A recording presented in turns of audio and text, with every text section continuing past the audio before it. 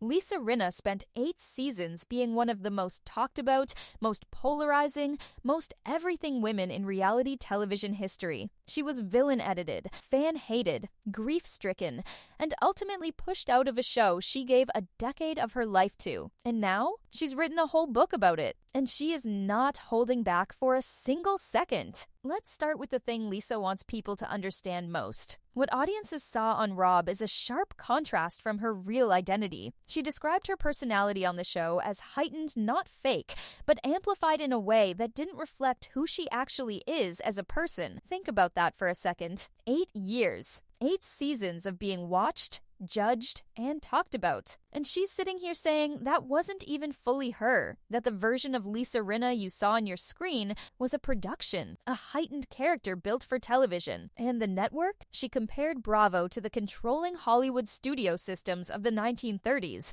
calling the network a casino where the house always wins. The house always wins. That's a damning statement from someone who played the game for nearly a decade. Here's what made season 12 so uniquely brutal. In her final season on RHOBH, she was dealing with the immense personal grief of losing her mother, Lois. Lois had been a fan favorite on the show, a beloved presence. And Lisa began filming just weeks after losing her. Grieving and fighting with her castmates, Lisa reported that season to be one of the worst times of her life. She wrote in her book that the last year of RHOBH was probably the worst year of her entire life. And this is a woman who has been through a lot, but she survived it. And to heal, she made a decision that shocked a lot of people. She basically went no contact with Bravo entirely. Because when you're in that universe, you're stuck in your own low vibration, and the energy coming at you from fans watching hoping you'll fall only makes it worse. That is a woman who chose her peace over the platform, and that takes a specific kind of courage. Now let's talk about what she actually says in the book,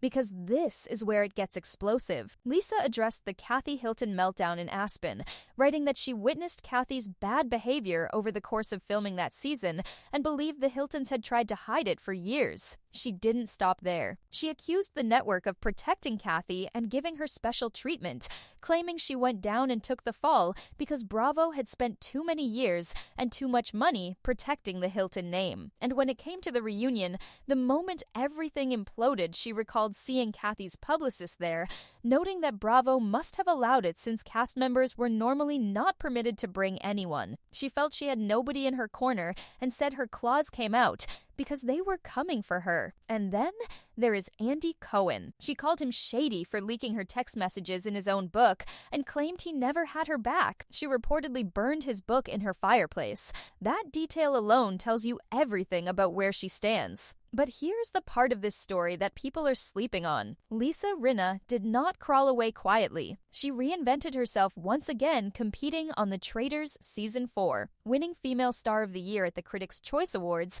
and releasing her memoir, all while maintaining that if she was going to write this book, she had to be transparent. Otherwise, why do it? And when asked about returning to RHOBH, at the LA Times Festival of Books, she revealed her husband Harry Hamlin's position she suggested $5 million might bring her back, and he immediately countered saying it should be $10 million. $10 million. That is not a comeback price. That is a statement. That is a woman who knows exactly what she's worth and is done settling for less. Lisa Rinna spent years being the woman everyone loved to hate on RHOBH. The villain, the provocateur, the one who always went too far. But when you actually sit with her story, the grief, the manipulation, the network politics, the very real human being underneath the drama, a completely different picture starts to form. She's not asking for sympathy. She's asking you to hear her side. And after years of being edited, shaped, and ultimately discarded by a machine that always wins,